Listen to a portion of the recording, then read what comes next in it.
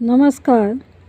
आज मैं आपको श्रीमद् भगवद गीता के द्वितीय अध्याय का महत्वपूर्ण श्लोक बताने जा रही हूँ, जिसमें एक बहुत महत्वपूर्ण सूक्ति है, योगा कर्मसु कौशलम। योगा कर्मसु कौशलम। तो इसलिए इसे देखते हैं, आइए इसे समझते हैं कि बुद्धि युक्तो जहाति ही उभे दुष्कृत सुकृत दुष्कृते।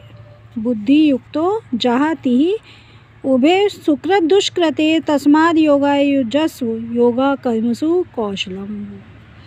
भगवान श्री कृष्ण अर्जुन से कह रहे हैं कि बुद्धि युक्तो, बुद्धि में लगा रहने वाला व्यक्ति, बुद्धि योग में अर्थात भगवान की भक्ति में लगा रहने वाला व्यक्ति अपने स्वयं को सुकृत दुष्कृते, सुकृत माने अच्छे कर्मों से, अच्छे कर्मों के फल से, और दुष्कृते बुरे कर्मों के फल से अपने को अलग कर लेता है, अपने को अलग कर लेता है।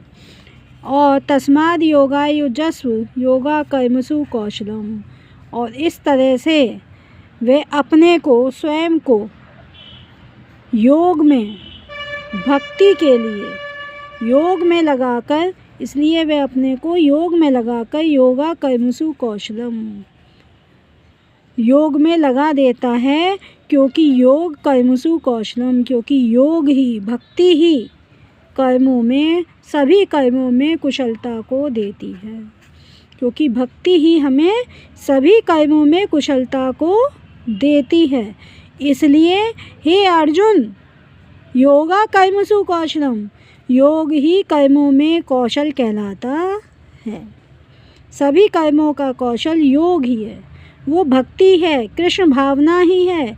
तो इसलिए तुम अपनी बुद्धि को भक्ति में लगाकर इस अच्छे और बुरे कर्मों के फलों से, इन दोनों के, अच्छे और बुरे दोनों के कर्मों से अपने को चाहती ही दूर कर लो, मुक्त कर लो। और अपने आप को, अपने स्वयं को, अपनी बुद्धि को तुम योग में लगाओ, योग में अर्थात कृष्ण की भक्ति में लगाओ, भक्ति में लगाओ, ईश्वर की भक्ति में लगाओ। क्योंकि योगा कर्मसु कौशलम, क्योंकि कर्मों में कुशलता ही योग कहलाती है।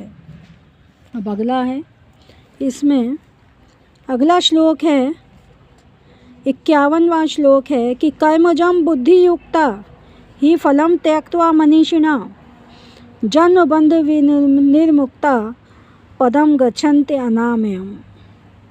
आगे भगवान श्री कृष्ण कह रहे हैं कि कर्मजं बुद्धि युक्ता, कि सकाम कर्मों के कारण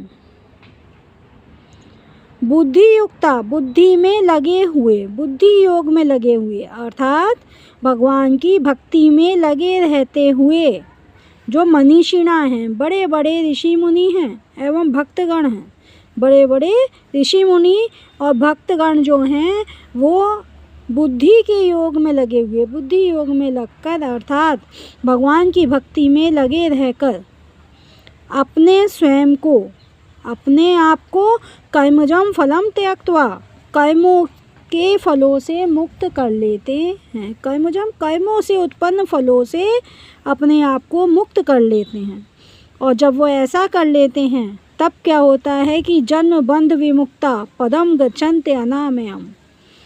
तो वो जन्म और मरण के बंधन से मुक्त हो जाते हैं, जन्म और मृत्यु के चक्र से छूट जाते हैं और पदम गच्छन्ते अनामयम्, और उस निरापद पद को, उस महत्वपूर्ण पद को, उस अवस्था को प्राप्त कर लेते हैं जिसमें दुख है ही नहीं। अनामयम् मतलब जो दुखों से परे है, जो कष्टों से रहित है, उस अवस्था को प्राप्त कर लेते हैं।